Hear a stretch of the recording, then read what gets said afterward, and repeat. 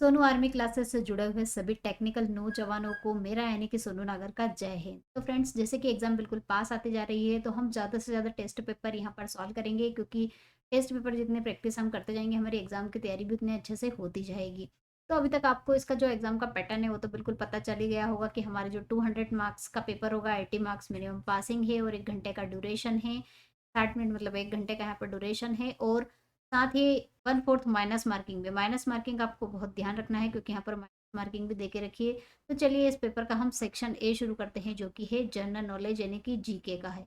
तो फ्रेंड्स, यहाँ पर मैं 5 क्वेश्चन जीके के और 5 क्वेश्चन रीजनिंग के इंक्लूड कर रही हूँ, उसके अकॉर्डिंग टेस्ट पेपर यहाँ पर बना रही हूँ। तो चलिए इस पेपर को हम सिंप्लीफाई करते हैं। क्वेश्चन ए का क्वेश्चन नंबर फर्स्ट है, where will the 2024 Olympic games, 2024 के जो ओलंपिक खेलों का आयोजन है वो कहाँ किया जाएगा। फ्रेंड्स, तो कहाँ किया जाएगा इसका आयोजन? पेरिस में। नेक्स्ट क्वेश्चन है, who finally finish the Chola density, अंततः चोल राजवंश का अंत किसने किया। तो ये मोहम्मद गजनवी, गोरी, मलिक कफूर, ये किसी के द्वारा नहीं किया गया है। इनका जो कहा जाता है कि जो पांड्य राज्य है उनके द्वारा इनका अंत किया गया था, ऐसा कहा जाता है। तो इसमें से तो कोई ऑप्शन नहीं है, तो इसका राइट आंसर क्या होगा? इनमें से कोई नहीं। Non cooperation movement was launch by Mahatma Gandhi in which year, Mahatma Gandhi द्वारा असहयोग आंदोलन किस वर्ष शुरू किया गया था। तो असहयोग आंदोलन कब की शुरू किया था? 1920 में। Which is the capital of Australia. तो फ्रेंड्स, कैपिटल जीके में जो क्वेश्चन स्टैटिक है वो तो कम से कम आप याद कर लीजिए। मैं आपको बता दूं, जो राजधानियां हैं सभी देश की और विदेश की और हमारे स्टेट की, वो सब आपको पता होना चाहिए। तो ऑस्ट्रेलिया की राजधानी यहाँ पर पूछी गई है, जो कि क्या है? कैनबरा।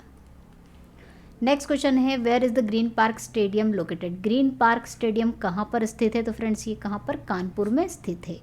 तो चलिए फ्रेंड्स, हम सेक्शन बी शुरू करते हैं, जो कि है हमारा किसका? रीजनिंग का। ये आपका रीजनिंग का पार्ट रहेगा। 5 क्वेश्चन यहाँ रीजनिंग हम सॉल्व करेंगे। क्वेश्चन नंबर 6 है, find out the next term of the series given below, नीचे दी गई श्रृंखला का अगला पद आपको बताना है। तो फ्रेंड्स, 2 से 6 बनाए, तो आपको श्रृंखला में तो एक दूसरे के साथ कनेक्शन ही ढूंढना रहता है। तो 2 से 6 कैसे बनाओगे? अगर मैं 2 दूना 4 कर दूँ और उसमें 2 जोड़ दूँ तो मुझे मिल जाएगा 6। इसी तरह से अगर मैं 6 दूना क्या करूँ? 12 और इसमें 2 जोड़ देती हूँ तो मुझे मिल जाएगा 14। और इसी तरह से 14 है, 14 टू सा कितना होता है? 28। और 28 में आप 2 जोड़ देंगे तो आपको मिल जाएगा 30। इसी तरह से अगर मैं 30 में 2 का मल्टीप्लाई कर दूँ तो 32 + 60 और +2 इसमें ऐड कर देंगे तो कितना मिलेगा? 62 यानी कि 62। तो राइट आंसर होगा इसका ऑप्शन डी। चलिए नेक्स्ट क्वेश्चन है, a man is facing south. चलिए पहले तो डायरेक्शन बना लेना आप, ईस्ट, वेस्ट, नॉर्थ और साउथ। अब आदमी का मुंह किधर है? साउथ यानी कि दक्षिण दिशा में, इधर मुंह है उसका। अब वो वामावर्त दिशा यानी कि एंटी क्लॉकवाइज डायरेक्शन, घड़ी की सुई की विपरीत दिशा को एंटी क्लॉकवाइज डायरेक्शन कहते हैं, उसमें वो घूमता है 135 डिग्री। तो फ्रेंड्स, आपको पता होगा ये 0 डिग्री होता है, यहाँ 90 डिग्री और यहाँ 180 डिग्री होता है। तो 35 डिग्री क्या होगा? 90 से 180 के बीच में यहाँ कहाँ होगा? तो इधर उसने 135 डिग्री वो घूम लिया है एंटी क्लॉकवाइज डायरेक्शन यानी कि घड़ी की विपरीत दिशा में। अब क्या कहा है इन्होंने? अब वो 180 डिग्री क्लॉकवाइज डायरेक्शन, क्लॉकवाइज यानी कि घड़ी की दिशा की जो डायरेक्शन है उसमें वो 180 डिग्री का कोण कहाँ बनता है? एक सरल लाइन बनती है, इसलिए कितना?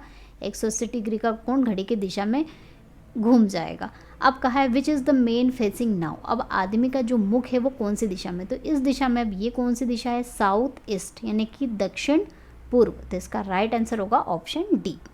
ये बहुत इजी क्वेश्चन होते हैं, थोड़े से टाइम कंज्यूमिंग होते हैं पर इजी होते हैं, सिर्फ आपको सेंस डायरेक्शन का होना चाहिए, किधर मुड़ना और किधर नहीं मुड़ना। तो चलिए नेक्स्ट क्वेश्चन देख लेते हैं ना। सर्टेन को डॉटर को इस तरह से लिखा जाता है, तो एप्टीट्यूड को कैसे लिखा जाएगा? तो डॉटर को कैसे लिखा गया है फ्रेंड्स? तो यहाँ पर हम देखते हैं, अगर इसको अगर हम ध्यान से कहते हैं, जो TER है, TER इन्होंने आगे लेके आ गए हैं और जो बचा कुचा DAUGH है वो कहाँ शिफ्ट कर दिया इन्होंने? पीछे। तो इसी तरह से हम एप्टीट्यूड में जो 3 अल्फ़ाबेट है वो आगे लेके आ जाते हैं, तो क्या हो जाएगा? UDE। और उसके बाद जो बचे हुए अल्फ़ाबेट है वो हम पीछे लेके आ जाते हैं, तो वो क्या हो जाएगा? APTIT। तो इस तरह से इसकी कोडिंग क्या होगी? UDE एपिट, एप्टिट, यू कहाँ है? UDEAPTIT। तो इसका आंसर होगा ऑप्शन बी। चलिए नेक्स्ट क्वेश्चन है, find out the next term of the series given बोलो, नीचे दी गई श्रृंखला का अगला पद ज्ञात कीजिए। 5, 25, 125, 625, 3125। तो ये क्या हो रहा है? 5 की पावर बढ़ती जा रही है। 5 है, 5 की पावर 2, यहाँ 3, यहाँ 4, यहाँ 5 और यहाँ क्या हो गया? अगली 5 की पावर 6। अब 5 की पावर 6, 5 की पावर 5 तक तो है ही सही, इसमें एक बार और 5 का मल्टीप्लाई कर देते हैं तो 5 की पावर 6 मिल जाएगी। तो कितना हो जाएगा, 5 25, 5 दूना 10 और 2 12, कैरी 1, 5 एकम 5 और 1 6, 5 3 15, 1 5 6 2 5। तो इसका राइट आंसर होगा ऑप्शन सी। चलिए नेक्स्ट क्वेश्चन है ना, कोड लैंग्वेज टेम्परेरी को इस तरह से लिखा जाता है और एक्सक्यूज़ को इस तरह से लिखा जाता है, तो अश्योर को किस तरह से लिखा जाएगा। तो फ्रेंड्स ज़्यादातर जो दो तरह की मैपिंग होती है, दो अगर आपको मैपिंग दे, जैसे टेम्परेरी दिया और एक्सक्यूज़ दिया, तो ज़्यादातर ऐसे केस में क्या होता है कि इसमें मैपिंग होती है। और मैपिंग क्या होती है मैं आपको बताती हूँ। तो पहले लिख लेंगे हम TEMPORARY। अब इसकी मैपिंग किस में करी है, ई। मैपिंग का मतलब ये है कि इसकी जगह पे ये अल्फ़ाबेट यूज़ किया गया है। तो ई की जगह पे पी, एम की जगह पे आर, पी की जगह पे एस, ओ की जगह पे ए, आर की जगह पे वाई, ए की जगह पे ओ, आर की जगह पे वाई और वाई की जगह पे एम। इस तरह से एक्सक्यूज़ की भी लिख देंगे EXCUS। इसको कैसे लिखा गया है, PGNVX और P। ये होती है मैपिंग, मतलब इसकी जगह पे ये अल्फ़ाबेट यूज़ कर लिया गया। तो इसी तरह से उन्होंने किसका पूछा, एश्योर का, ASSURE। ए की मैपिंग किस में की गई, मतलब ए की जगह पे क्या अल्फ़ाबेट यूज़ किया गया है, ओ। एस की जगह पे एक्स, यू की जगह पे, यू कहाँ है, ये यू की जगह पे वी यूज़ किया गया है। आर की जगह पे क्या यूज़ किया गया है, वाई। और ई की जगह पे क्या यूज़ किया गया है, पी। तो इसकी जो मैपिंग हुई वो क्या हुई, OXXVYP। तो इसका आंसर होगा ऑप्शन बी। चलिए सेक्शन सी देख लेते हैं, जो कि किसका है, यहाँ पर फिजिक्स का है। ठीक है, सेक्शन सी मैंने यहाँ पर फिजिक्स के कितने 15 क्वेश्चंस आते हैं एग्जाम में, तो 15 क्वेश्चन इंक्लूड करे हैं। अगर आप वीडियो को देख रहे हो तो एक लाइक ज़रूर कीजिएगा और चैनल को सब्सक्राइब कर लीजिएगा और नोटिफिकेशन बेल को प्रेस कर लीजिएगा ताकि लेटेस्ट वीडियो का नोटिफिकेशन आपको मिल सके। चलिए सेक्शन सी का 11 नंबर क्वेश्चन देख लेते हैं फिजिक्स का। A rocket works on the principle of conservation of. एक रॉकेट के संरक्षण के सिद्धांत पर काम करता है। तो रॉकेट किसके सिद्धांत पर काम करता है, किसके संरक्षण, लीनियर मोमेंटम, रेखिक संवेग के संरक्षण। रेखिक संवेग संरक्षण का नियम क्या कहता है कि स्टार्टिंग में जो संवेग था, मतलब m1 v1, वो अंत में जो क्रिया होने के बाद जो संवेग होगा उन दोनों के बराबर होगा, या फिर इन दोनों का सम जो होगा वो क्या होगा, ज़ीरो होगा। ये होता है लीनियर मोमेंटम का नियम, जो किस पर लागू होता है, रॉकेट पर। साउंड ट्रेवल स्लोएस्ट इन। साउंड जो होता है, ध्वनि सबसे धीमी गति किस में होती है, तो सबसे कम होती है गैस में, उसके बाद लिक्विड में और फिर ठोस में। तो सबसे कम किस में होगी, गैस में। नेक्स्ट क्वेश्चन है, if you float in a water with just your nose out the average density of your body must be. यदि केवल आप अपनी नाक बाहर करके पानी में तैरते हैं तो आपके शरीर का औसत घनत्व होना चाहिए। तो फ्रेंड्स कोई भी चीज़ पानी में तब तैरती है जब उसका जो घनत्व है या तो पानी से कम हो या फिर उसके बराबर हो, ज़्यादा होने पर वो डूब जाती है। तो ऑप्शन यहाँ पर हम देख लेते हैं, greater than that of water, पानी की तुलना में अधिक होगी तो वो डूब जाएगी, तो ये तो ऑप्शन हो नहीं सकता। पानी के समान, पानी की तुलना में कम, या फिर उपरोक्त में से कोई नहीं। तो फ्रेंड्स पानी की तुलना में कम भी हो सकता है और पानी के समान। अब इन दोनों ऑप्शनों में से कौन सा आंसर हमारा होगा, तो हम चूज़ करेंगे same as that of water, पानी के समान ही। क्यों, क्योंकि पानी की तुलना में कम घनत्व किसी भी बॉडी का हम कर नहीं सकते, क्योंकि जो बॉडी की डेंसिटी है वो तो हम कम नहीं कर सकते ना, इसलिए जो उसका घनत्व होगा वो पानी के समान ही रहेगा। कुछ ऐसा मूवमेंट किया जाता है, हाथ पैर उसमें हिलाए जाते हैं, हाथ पैरों का मूवमेंट इस तरह से किया जाता है कि जो घनत्व है वो पानी के समान बना रहे, इसलिए इसका राइट आंसर होगा option B. Which of the following statement is wrong. निम्नलिखित में से कौन सा कथन गलत है। ठोस का निश्चित आकार और आयतन होता है, ये तो सही है। तरल का निश्चित आयतन होता है लेकिन आकार नहीं होता, नहीं होता है, क्योंकि आयतन तो फिक्स होता है तरल का, लेकिन आकार उसका फिक्स नहीं होता। उसको अगर बॉटल में डालोगे तो उसका आकार ले लेगा, तपेली में डालोगे तो तपेले का आकार ले लेगा, मग में डालोगे तो मग का आकार, इसलिए उसका आकार फिक्स नहीं होता है। गैसों का कोई निश्चित आकार और निश्चित आयतन नहीं होता है, ये भी बिल्कुल करेक्ट है। ठोस का तरल में परिवर्तन वाष्पीकरण कहलाता है, तो ये आंसर सही है, ये कथन गलत है, क्योंकि वाष्पीकरण नहीं, वो मेल्टिंग होती है, गलनांक जिसे कहा जाता है, गलनांक होता है। ठीक है, तो इसका राइट आंसर होगा ऑप्शन डी, वाष्पीकरण नहीं होता है, वो मेल्टिंग यानी गलनांक होता है। Which of the following possess highest elasticity. निम्नलिखित में से किसमें उच्चतम प्रत्यास्था होती है, रबर, कॉपर, स्टील या फिर क्वार्ट्ज। तो फ्रेंड्स आप रबर पे इस पर टिक मत कर देना, क्योंकि जो प्रत्यास्था होती है जितना ज़्यादा उसमें विकृति होती है, मतलब उसका साइज़ जितना ख़राब होता है उतनी ज़्यादा उसमें प्रत्यास्थता ज़्यादा होती है तो रबर का साइज़ वैसे एज इट इज़ हो जाता है। अगर हम बात करें तांबे का में भी विकृति ज़्यादा आती है, इस्पात यानी कि स्टील में भी और स्फटिक यानी क्वार्ट्स में, लेकिन सबसे ज़्यादा विकृति किस में आती है? क्वार्ट्स में आती है। इसको ओरिजिनल पोजीशन में लाने में थोड़ा मुश्किल होता है, इसलिए इसकी जो प्रत्यास्थता है वो सबसे ज़्यादा होती है। नेक्स्ट क्वेश्चन है, when a ball is thrown upward there is an increase in its. जब एक गेंद को ऊपर की ओर फेंका जाता है तो इसकी वृद्धि होती है। तो किसकी वृद्धि होती है फ्रेंड? जब गेंद को ऊपर फेंकते हैं तो काइनेटिक एनर्जी पहला ऑप्शन दिया है वो होती है 1/2 mv²। तो मास तो उसका सेम रहेगा, लेकिन उसका वेग धीरे धीरे जैसे जैसे ऊपर जाती जाती है उसका जो v है वेलोसिटी उसमें कम ही आती जाती है। तो मतलब काइनेटिक एनर्जी में वृद्धि नहीं होगी। दूसरा ऑप्शन है त्वरण, एक्सेलेरेशन क्या होता है? टाइम के साथ वेग में परिवर्तन, वेग में कमी आएगी तो एक्सेलेरेशन में भी क्या आएगी? कमी। तो इसमें भी चेंज नहीं होगा। तीसरा है पोटेंशियल एनर्जी होती है mgh।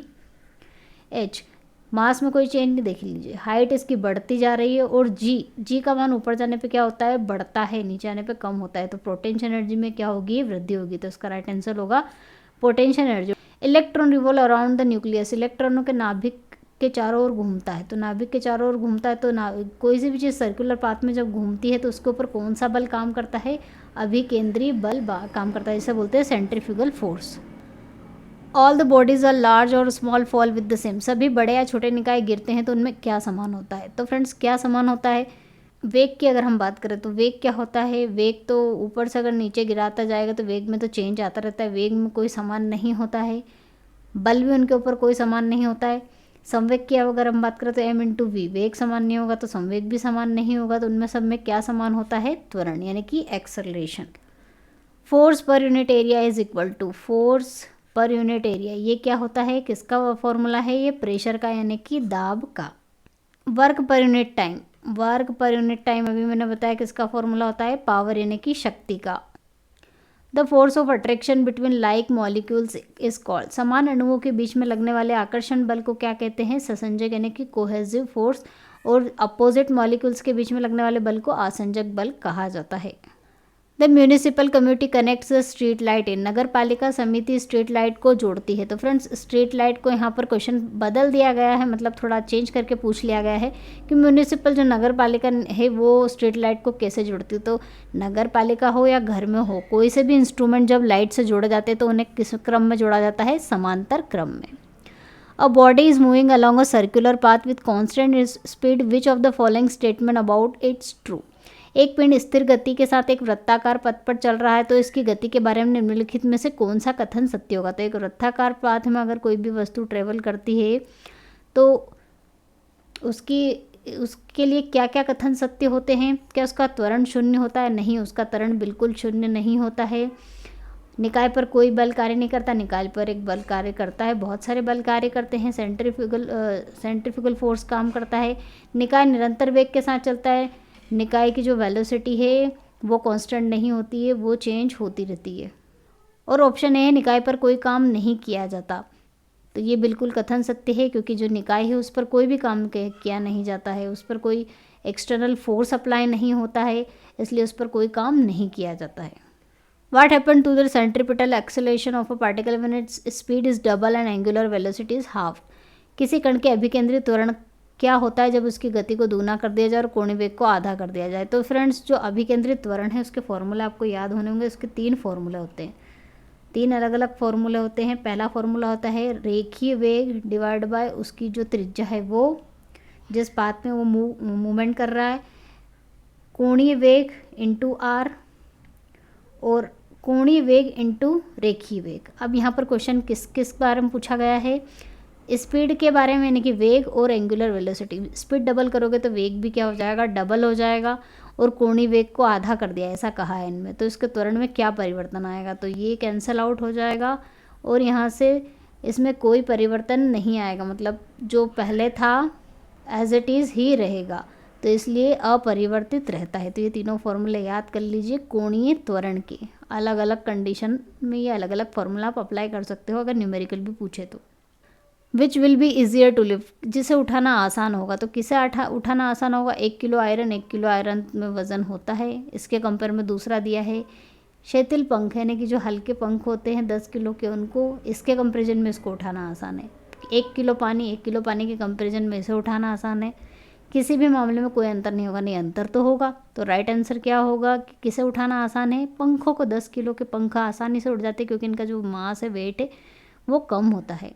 नेक्स्ट सेक्शन है सेक्शन डी, जो कि है मैथ्स का, जो कि आपका बहुत टफ वाला और डरावना टॉपिक है। तो इसको डरना नहीं है, बहुत इजी क्वेश्चन आते हैं, मैथ्स के टफ नहीं आते। तो चलिए सेक्शन को हम स्टार्ट कर लेते हैं। चलिए सेक्शन डी देख लेते हैं हम। यहाँ पे एक न्यूमेरिकल दिया है, बहुत इजी है लेकिन इसमें गलती होने के चांसेस बहुत ज़्यादा है। यहाँ पर आपको लगाना है बोर्ड मास रूल। बोर्ड मास रूल क्या कहता है? पहले ब्रैकेट सॉल्व करते हैं, फिर ऑफ सॉल्व किया जाता है, फिर डिवाइड, फिर मल्टीप्लिकेशन, फिर एडिशन और फिर सब्ट्रैक्शन। तो सबसे पहले हमारे रूल के अकॉर्डिंग क्या डिवाइड सॉल्व करेंगे, तो 12 चौक 48, 4 आ जाएगा। उसके बाद हम मल्टीप्लाई सॉल्व करते हैं, 15 चौक 60, और लास्ट में क्या सॉल्व होगा? प्लस तो दिया नहीं है, माइनस सॉल्व करेंगे। तो 60 माइनस 64 करेंगे तो कितना मिलेगा? 56। तो इसका राइट आंसर होगा ऑप्शन डी। नेक्स्ट क्वेश्चन पूछा गया है 252 को आपको डिवाइड करना है 18 से।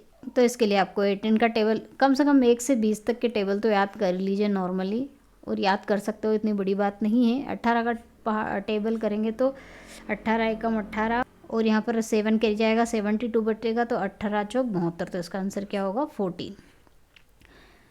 चलिए नेक्स्ट क्वेश्चन पूछा गया है कि 85480 को आपको डिवाइड करना है 3140 से।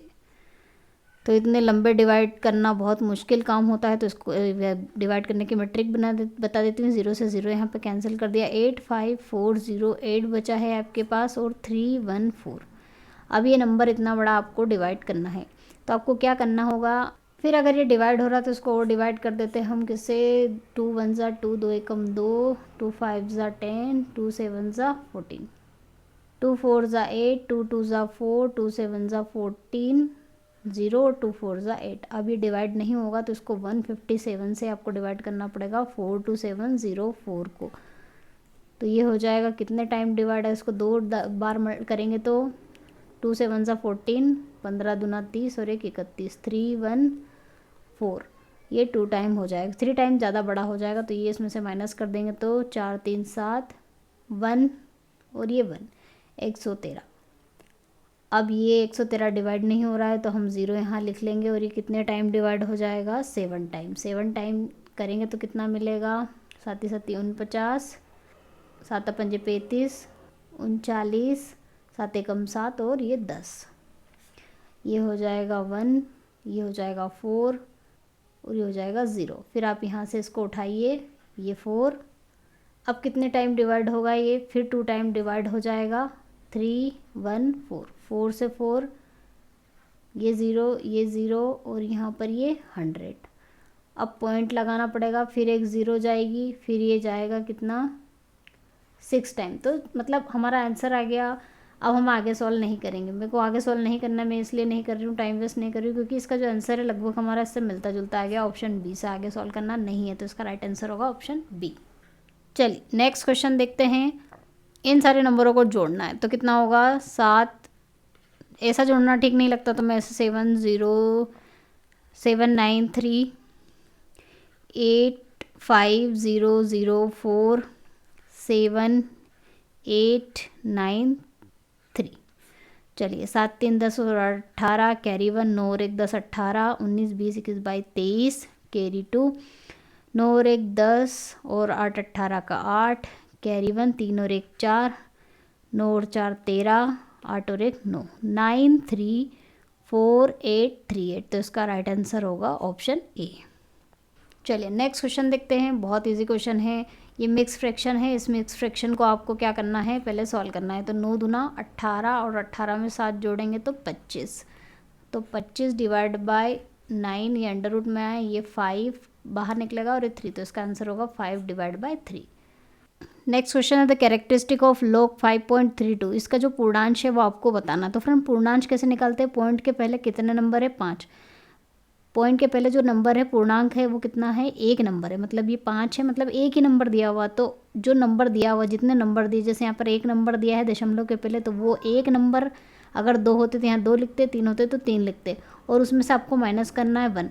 तो इसका जो पूर्णांश निकलेगा वो कितना निकलेगा, 0। तो इसका राइट आंसर होगा ऑप्शन सी। ये पूर्णांश निकालने का तरीका। अगर पूर्णांश आपको ऐसे दे रखता 32.262 ऐसे दे रखते तो इसका पूर्णांश क्या होता, दशमलव के पहले कितने 2 नंबर है, इसमें से आपको -1 करना, तो इसका पूर्णांश निकलता 1। चलिए नेक्स्ट क्वेश्चन है, the perimeter of a rectangle 39 centimetre if the ratio of length of the two adjacent side 5:8 find the length of the two sides. एक आयत की परिधि दे के रखी है। आयत की परिधि का फॉर्मूला आपको पता होगा 2a + b, और ये कैसे निकाला जाता है अगर नहीं भी पता हो आपको, तो ये एक आयत दे के रखा है, ये इसकी लंबाई होती है a और इसकी चौड़ाई हमने मान ली। तो यहाँ पर जो आमने सामने की भुजा है वो क्या होती है, बराबर होती है। तो परिधि क्या होती है, परिधि सारी भुजाओं का सम होती है। तो a + a 2a 2b, तो ये 2 कॉमन ले लिया और इस तरह से परिधि का फॉर्मूला निकला, वो कितना 39 दे के रखा है। यहाँ पर इन दोनों का सम निकाल लेंगे, ये 39 डिवाइड बाय ये 2 इसके डिवाइड में यहाँ पर आ गया। ठीक है, अब इन्होंने क्या दे के रखा है कि इनकी जो एडजेसेंट साइड है, एडजेसेंट साइड का मतलब क्या है, आसन्न भुजा। आसन्न भुजा का मतलब ये जो लगी हुई भुजा है एक दूसरे के साथ, जैसे ए और बी एक दूसरे की आसन्न भुजा है, ये एक दूसरे की आसन्न भुजा है, ये दोनों आसन्न भुजाएं नहीं है, सिर्फ ये एक दूसरे से लगी हुई भुजाएं आसन्न भुजा होती। तो आसन्न भुजा का अनुपात 5:8 दे के रखा है, मतलब कि इनकी जो ए और बी है उसका रेशो आपको दे के रखा है 5:8। तो यहाँ से a की वैल्यू मैं निकाल सकती हूँ 5 divide by a 8 into B, वो यहाँ पर पुटअप कर देते हैं हम। तो ये हो जाएगा 5 divide bye 8 b + b = 39 divide by 2। यहाँ से हम ये ले लेते हैं एलसीएम, ये हो जाएगा 8 5 11, 8 5 13 हो जाएगा, 13b divide by 8 = 39 divide by 2, 13 39 हो जाएगा, और ये 2 4 8 और 4 3 12। तो b की वैल्यू मिल गई हमें कितनी, 12। अब यहाँ से हम a की वैल्यू निकाल सकते हैं, इसमें पुटअप कर दीजिए, तो ये हो जाएगा 5 डिवाइड बाय 8 गुणित 12, 4 दूना 8, 4 3 12, 3 पंजे 15, 15 डिवाइड बाय 2 अगर करेंगे तो 2 7 14 और 2 5 10, तो 7.5 आएगी। तो इसका आंसर होगा 7.5 और 12।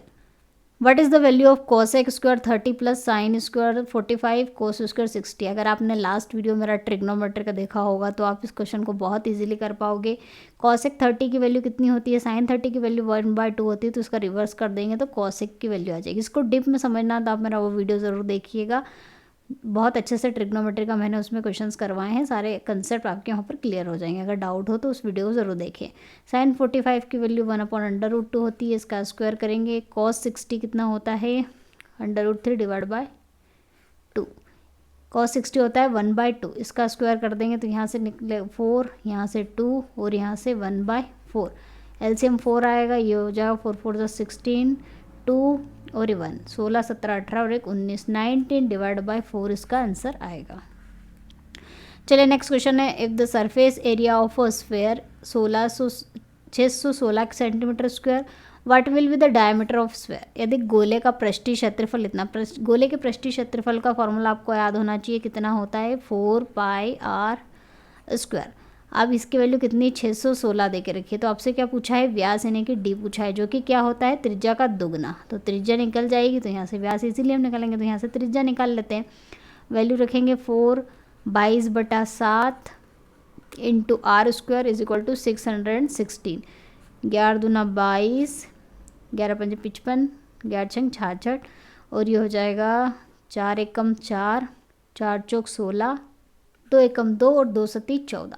तो r² की वैल्यू कितनी मिलेगी 7 × 7। तो यहाँ से r कितना मिल जाएगा, √7 × 7 यानी कि 7। r की वैल्यू 7 मिल गई, तो व्यास निकाल लेंगे, त्रिज्या का दुगना होता है, 2 × 7 कितना मिलेगा 14 सेंटीमीटर।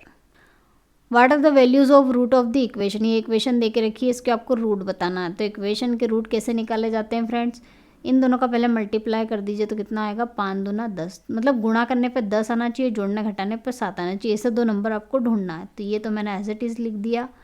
अब यहाँ पे अगर मैं 5 और 2 लूँ, माइनस का 5x और माइनस का 2x, इन दोनों को जब हम सॉल्व करेंगे तो माइनस का हमें 7x मिलेगा, और दोनों का जब गुणा करेंगे तो माइनस का 10x² मिलेगा, +2। इस तरह से क्वाड्रेटिक इक्वेशन को सॉल्व किया जाता है। यहाँ से 5x कॉमन ले लीजिए, तो मिलेगा x -5, यहाँ से माइनस का 2 कॉमन आ जाएगा, मिलेगा x माइनस यहाँ पर 1 मिलेगा, 1 = 0। तो यहाँ से x - 1 कॉमन ले लेंगे, तो अंदर क्या बचेगा 5x - 2। तो x की कौन कौन सी वैल्यू मिलेगी, इसको 0 के इक्वल करेंगे और इसको भी 0 के इक्वल करेंगे तो यहाँ से 1 मिलेगा और यहाँ से x की वैल्यू 2/5, दो वैल्यू मिली 1 और 2/5। तो यहाँ पर किसी भी ऑप्शन में ये नहीं दिया है तो इसका राइट आंसर होगा ऑप्शन डी। चलिए नेक्स्ट क्वेश्चन है, ये इक्वेशन है, इसको सॉल्व करना और x/y की वैल्यू आपको निकालनी है। तो ये 5x - 13y = 3x - 8y। कुछ नहीं करना, x को एक तरफ ले जाना, y को एक तरफ। x को दलाएंगे 5 में से 3 चला जाएगा तो 2x बचेगा और ये माइनस का 13 इधर जाके प्लस का 13 हो जाएगा तो 8 माइनस का 8 और प्लस का 13, तो प्लस की वैल्यू मिलेगी और y है कितना मिलेगा 5y। यहाँ से x y को इसके डिवाइड में लेके आ जाइए और 2 को इधर ले जाइए तो ये कितना हो जाएगा 5/2। तो रेशियो कितना मिला 5/2। चलिए नेक्स्ट क्वेश्चन है, in the diagram given below, diagram नहीं दिया है, ए बी बराबर ए सी है, ये ए ये बी और ये सी, ये दोनों भुजाएं बराबर है और ये वाला एंगल आपको 40 डिग्री दे के रखा है। क्वेश्चन रिपीटेड है, बहुत इंपॉर्टेंट क्वेश्चन है, इसको आपको एमपी क्वेश्चन है, इसको आपको करना ही करना है, ठीक है। तो ये 40 डिग्री दे के रखा है और आपसे पूछा है कि ये जो एंगल ए डी, एक और है ये डी, तो एंगल ये ए डी सी और डी ए सी, ये एंगल और ये एंगल, इन दोनों का आपको सम बताना है कितना होता है। फ्रेंड्स जब भुजाएं बराबर होती है तो उनके कोण भी क्या होते हैं बराबर, ये एक्स है तो ये एक्स भी है, तभी इस पूरे ट्रेंगल में अगर हम ट्रेंगल के तीनों कोणों का योग 180 डिग्री लगाएं तो ये भी एक्स ये भी एक्स 180 डिग्री, तो यहाँ से जो एक्स की वैल्यू आएगी वो कितनी आएगी 40, इसमें से माइनस कर दीजिए तो कितना मिलेगा 140, 2 से डिवाइड कर देंगे तो 70, तो यहाँ से एक्स की वैल्यू तो मिल गई हमें कितनी, ये 70 मिल गई। अब क्या है, ये जो पूरा एंगल है ये 180 डिग्री का होता है तो x प्लस ये एंगल y मान लिया हमने, y = 180 डिग्री होगा और x की वैल्यू आप 70 निकाल चुके हो तो ये 180 - 70 हो जाएगा तो कितना मिलेगा 110 मिल गया ये वाला एंगल। अब इसमें त्रिभुज के तीनों कोणों का योग लगा दीजिए तो कोण ए डी सी प्लस कोण डी ए सी प्लस 110 = 180, 110 इधर आके माइनस हो जाएगा तो कितना मिलेगा 70, तो इन दोनों कोणों का योग हमें कितना मिला 70 डिग्री। नेक्स्ट क्वेश्चन है, which term of this sequence will be 124। अनुक्रम का श्रेणी दे के रखी है और इसमें कौन सा पद 124वां पद होगा। तो ये फ्रेंड्स अगर हम देखें तो ये सीरीज़ कौन सी है, AP है, अर्थमेटिक प्रोग्रेशन है। अर्थमेटिक प्रोग्रेशन में TN टर्म का फॉर्मूला आपको याद होना चाहिए, वो होता है A + n - 1 × D।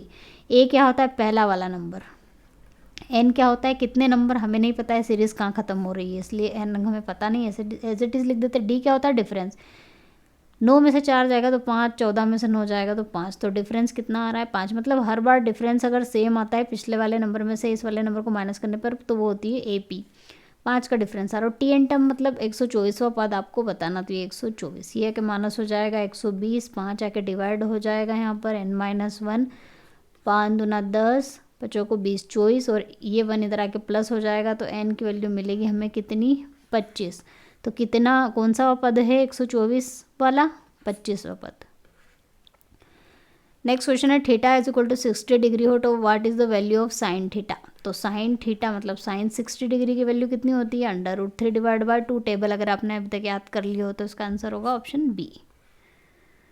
चलिए नेक्स्ट क्वेश्चन दे के रखा है, ये ए है और आपको A² निकालना है। तो A² कैसे निकाल लेंगे, A² निकलेगा, A का A में मल्टीप्लाई करेंगे तो A² निकल जाएगा। तो A कितना है 1 0 A 0 1 B 0 0 -1, ये A है और एक बार और इसका इसमें मल्टीप्लाई कर दीजिए तो A² निकल जाएगा 1 B 0 0 और माइनस का 1। अब मल्टीप्लाई कैसे करते हैं, तो फ्रेंड्स इस 1 का इस 1 में मल्टीप्लाई करेंगे, प्लस लगाएंगे, इस 0 का इस 0 में मल्टीप्लाई होगा, 0 × 0 फिर प्लस लगाएंगे और इस 0 का इस A में मल्टीप्लाई होगा तो 0 × A। तो यहाँ से आपको मिल जाएगा पहला नंबर, तो 0 × 0 0, ये भी 0 और ये 1 हो जाएगा तो यहाँ मिलेगा हमें 1। इसी तरह से ये तो पहला नंबर मिल गया। अब दूसरा नंबर फ्रेंड्स कैसे मिलेगा हमें, ये वाली रो का हमने इस वाले कॉलम के साथ मल्टीप्लाई करा, अब इसी रो का हमें दूसरे कॉलम के साथ मल्टीप्लाई करेंगे तो 1 का 0 में करेंगे तो कितना मिलेगा 0, ठीक है। ये 0 हो गया, और 0 का 1 में करेंगे तो भी 0, 0 प्लस 0, और इसमें बी में करेंगे तो भी 0, तो दूसरा नंबर मिलेगा हमें 0। इसी तरह से इसी पूरी रो का इस कॉलम के साथ मल्टीप्लाई करेंगे तीसरे वाले के साथ, तो तीसरा नंबर मिल जाएगा। 1 का 0 में 0, 0 का 0 में 0, और 0 का -1 में भी 0। अब इस दूसरी वाली रो का इस पहले कॉलम के साथ करेंगे तो 0 का 1 में करेंगे तो 0, 1 का 0 में करेंगे 0, और 0 का ए में करेंगे तो भी 0। इसी तरह से दूसरे कॉलम के साथ करेंगे तो 0 इंटू 0, 1 इंटू 1, और 0 इंटू बी, तो यहाँ मिलेगा 1। इसी तरह इसके साथ करेंगे 0 इंटू 0, 0, 1 इंटू 0, 0, और 0 इंटू -1, 0। अब ए का करेंगे, ए का करेंगे पहले कॉलम के साथ, इस वाले कॉलम का इस रो के साथ करेंगे तो ए का 1 में करेंगे तो ए, और बी का 0 के साथ करेंगे 0, -1 का ए के साथ करेंगे तो ये माइनस का ए, तो ये हो जाएगा यहाँ पे 0 ही मिलेगा। उसके बाद ए का 0 के साथ 0, और बी के साथ करेंगे तो बी, और ये माइनस का बी हो जाएगा, ये भी हो जाएगा 0। ए का 0 के साथ 0, बी का 0 का 0, -1 का 1 के साथ 1। तो ये जो मैट्रिक्स मिला फ्रेंड्स, ये हमें क्या मिला, अगर इसको हम अच्छे से मैं यहाँ लिख देती हूँ 1 0 0 0 1 0 और 0 0 1, तो ये क्या होता है, तो फ्रेंड्स ये जो मान होता है, ये जिसके डायगोनल में 1 1 आ जाते हैं और बाकी सब 0 होता है, इसे कहा जाता है यूनिट मैट्रिक्स। यूनिट मैट्रिक्स को आई से डिनोट किया जाता है, तो यहाँ पर ऑप्शन में कहीं नहीं दिया है, तो इसका राइट आंसर होगा none of this. Last section है सेक्शन ए, जो कि केमिस्ट्री यानी कि रसायन विज्ञान का है। 10 क्वेश्चन इसके एग्जाम में आते हैं, पूछे जाते हैं, तो चलिए हम इन क्वेश्चनों को सॉल्व कर लेते हैं। चलिए क्वेश्चन नंबर 41 है, on oxidation of ethyl alcohol. Ethyl alcohol क्या होता है, इथाइल अल्कोहल का फॉर्मूला सबसे पहले आपको पता होना चाहिए, CH3OH। किसके साथ इसका ऑक्सीडेशन करना है, K2Cr2O7। ये बहुत कॉमन और बहुत IMP इक्वेशन है फ्रेंड्स, इसको रट ही लीजिएगा।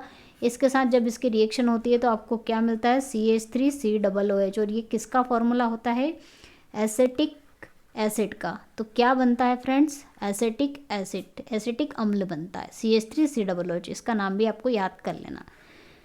चलिए जनरल फॉर्मूला ये क्या है, ये किसका जनरल फॉर्मूला होता है, ये भी बहुत IMP क्वेश्चन है, इसको भी आपको रट लेना है कि ये सामान्य सूत्र किसका है। तो ये जो सामान्य सूत्र फ्रेंड्स किसका होता है, एसिड एंडिहाइड का, एनहाइड्राइड, एसिड एनहाइड्राइड का ये फॉर्मूला होता है। Which of the following is an explosive, निम्नलिखित में से कौन सा विस्फोटक है, तो TNT TNB दोनों, या फिर इनमें से कोई नहीं, तो TNT और TNB दोनों क्या होते हैं, एक्सप्लोजिव होते हैं, यानी कि विस्फोटक। If H+ concentration of any solution is increased by 10, what is the effect of its pH? यदि किसी घोल के H+ सांद्रता में 10 गुना की वृद्धि कर दी जाती है तो इसके pH पर क्या प्रभाव पड़ता है। तो फ्रेंड्स हमें पता है pH क्या होता है, log of H+। अब इन्होंने कहा है कि जो H+ कॉन्सेंट्रेशन है उसको करना है 10 गुना, तो इसको मैं 10 गुना कर देती हूँ, तो जो pH- आ जाएगा, pH- नया वाला क्या आएगा, log 10 इंटू H+। अब ये 10 है, दोनों इंटू में, लॉग की प्रॉपर्टी होती है कि जब m इंटू एन होता है और log m इंटू एन होता है तो उसको log m plus log n आप कर सकते हो, और ये फॉर्मूला में यहाँ पे माइनस होता है, माइनस log H प्लस ये pH होता है, और यहाँ पे माइनस लगाएंगे तो ये P' की वैल्यू क्या मिलेगी, माइनस का log 10 प्लस log H, और log 10 की वैल्यू हमेशा 1 होती है, तो pH- क्या मिलेगा, माइनस का 1 माइनस का log ऑफ H+, और log ऑफ H+ माइनस का क्या होता है, pH, तो ये हो जाएगा pH -1। तो इसका जो pH है उसमें क्या बदलाव आया है, 1 से कमी आ रही है, ये देख लीजिए -1 हो रहा है, मतलब 1 कम हो रहा है, तो इसका मतलब ये है कि डिक्रीज बाय 1, 1 से कमी हो जाती है।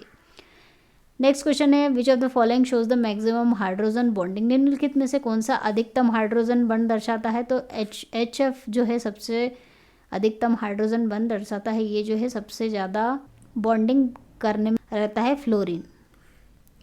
विच is correct for gas equation, तो गैस इक्वेशन होती है P1V1 is equal P1V1 divide by T1 is equal to P2V2 divide by T2। तो ये कौन सी इक्वेशन से मैच कर रही है, इससे भी नहीं, इससे भी नहीं, इससे भी नहीं, तो इसका राइट आंसर होगा none of this.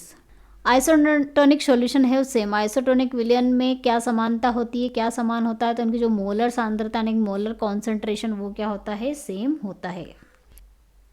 Next question है the branch of chemistry which deal with the reaction react and reaction mechanism is called. रसायन विज्ञान की वह शाखा जो प्रतिक्रिया दर और प्रतिक्रिया तंत्र से संबंधित है उसे क्या कहा जाता है? कौन सी केमिस्ट्री कहा जाता है? केमिकल काइनेटिक यानी कि रासायनिक गतिकी। What is the chemical name of picric acid? Picric acid का रासायनिक नाम क्या है? ये भी आपको रट लेना है, 2,4,6 trinitrophenol. The reagent use detect sugar यानी कि ग्लूकोज इन यूरिन। मूत्र में जो यूरिन है उसमें चीनी यानी ग्लूकोज का पता लगाने के लिए उपयोग किए जाने वाला अभिकर्मक कौन सा होता है? तो उसका क्या नाम है? ब्रेडिस। तो फ्रेंड्स ये था 50 क्वेश्चन का हमारा टेस्ट पेपर जो मैंने आपको कम्प्लीटली सॉल्व करवाया है। आई होप वीडियो आपको पसंद आया तो लाइक करना ना भूले और चैनल को सब्सक्राइब करना ना भूले ताकि लेटेस्ट वीडियो की नोटिफिकेशन आप तक पहुंच सके। तो मिलते हैं नेक्स्ट टॉपिक में नेक्स्ट वीडियो के साथ, तब तक के लिए जय हिंद, जय भारत, वंदे मातरम।